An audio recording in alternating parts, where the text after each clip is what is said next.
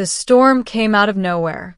One moment, my research shuttle was slicing cleanly through the upper atmosphere of Kepler 186f, instruments humming as I logged atmospheric data.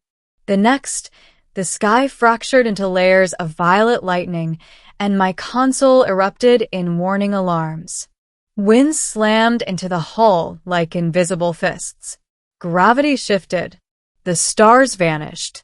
I had trained for emergency landings on hostile worlds, but training never prepares you for the real thing, the moment when technology fails and instinct takes over. Stabilizers offline. The ship's AI announced calmly, as if we weren't plummeting toward an alien surface. I gripped the controls, teeth clenched, forcing the shuttle into a controlled descent. The storm dragged me sideways, then down. Forest canopy rushed up to meet me in a blur of bioluminescent greens and blues. Impact. Metal screamed. Systems went dark. And then, silence. When I woke, rain tapped gently against the cracked canopy above me. My head throbbed, but I was alive. The shuttle lay tilted in a clearing, half buried in alien foliage that glowed faintly in the dim stormlight.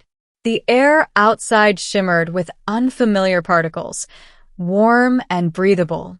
I ran diagnostics. Communications, dead. Engines, destroyed. Emergency beacon, fried. I was stranded. Grabbing a survival pack, I climbed out into the rain. The forest around me felt alive in a way Earth's forests never had.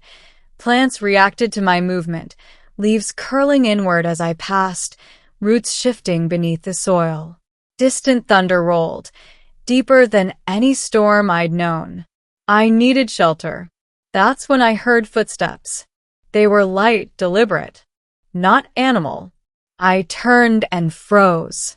She stepped into the clearing as if the storm itself had parted for her.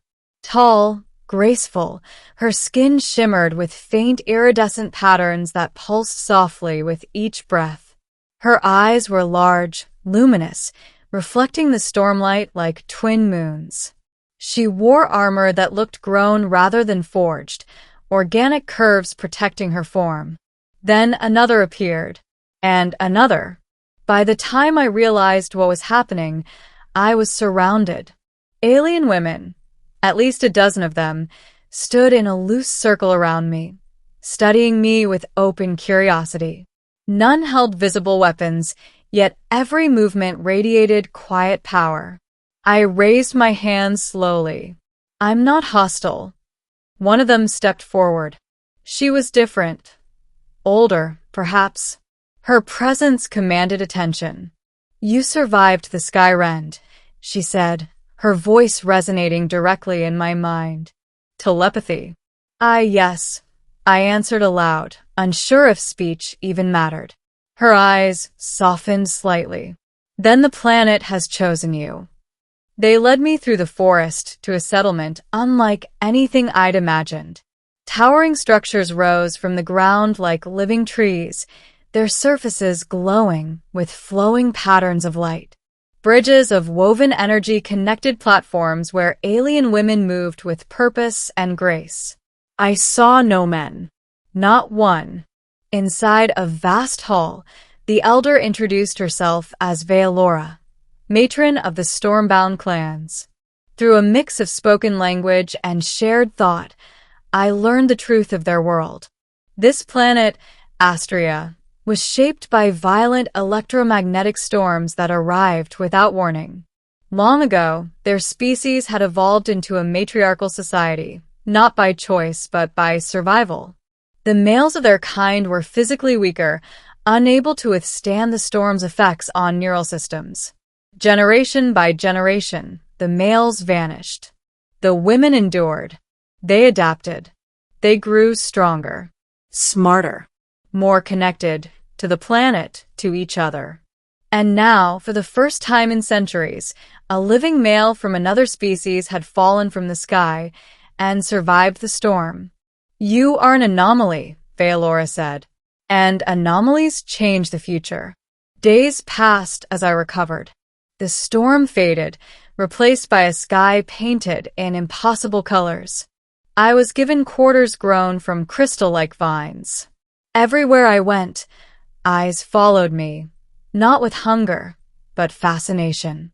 Children, young alien girls, peeked around corners, whispering through shared thoughts. Warriors trained in open plazas, their movements fluid and devastating. Scholars invited me to observe their storm-harnessing technology, powered by planetary energy fields Earth science had barely theorized. And always the women. They spoke with me endlessly, asking about Earth, about humanity, about men.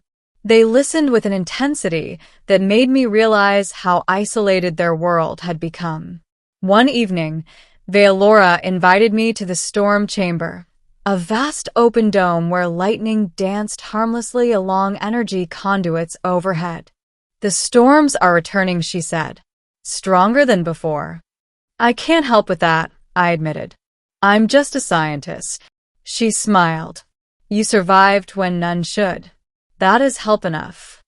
That night, the storm struck harder than any before. The sky tore open. Energy surged through the city.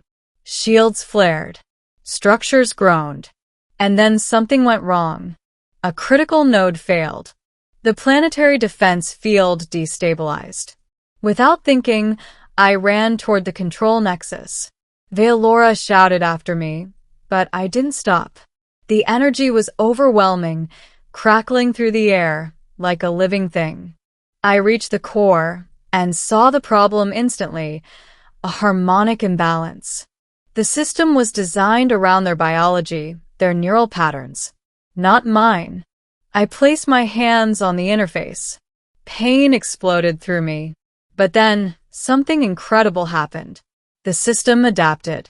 My human neural structure introduced a stabilizing variable the system had never accounted for. The energy smoothed. The storm's fury redirected harmlessly into the upper atmosphere. The city survived. I collapsed. When I awoke, Veilora was beside me. "You bonded with the planetary core," she said in awe. "No outsider has ever done that." I didn't mean, Toy whispered. "That is why it worked." The council gathered. For the first time in centuries, their future was uncertain and full of possibility. They offered me a choice. I could attempt a dangerous repair of my shuttle and leave, carrying knowledge of Astria back to Earth. Or I could stay, not as a prisoner, not as a curiosity, but as a bridge, a living connection between worlds, between species, between futures. I thought of Earth crowded, divided, constantly on the edge of its own storms. I thought of Astria strong, isolated, longing without knowing for something more. "I'll stay," I said. The relief that washed through the chamber was palpable. Years passed. Under shared knowledge, Astria evolved. Their technology advanced beyond anything either world could have achieved alone. New star maps were drawn. New philosophies formed. The storms, once feared, became sources of controlled power. And me? I was no longer the outsider. The women of Astria never treated me as a ruler or a savior. They treated me as something rare, a partner in survival. Bonds formed not from dominance, but from respect and shared purpose. Standing atop a high platform during the season of calm, I watched the sky glow softly instead of raging. Veilora joined me, her expression peaceful. "The storm that brought you here changed everything," she said. I nodded. "Funny how survival can turn into belonging." She smiled, and the planet itself seemed to breathe with us. I had fallen from the sky, expecting to fight for my life. Instead, I found a world full of strength, wisdom, and alien women who turned a disaster into a future. And as the first stars of a new era rose over Astria, I knew one truth with absolute certainty. Some storms don't destroy you. They deliver you exactly where you were meant to be.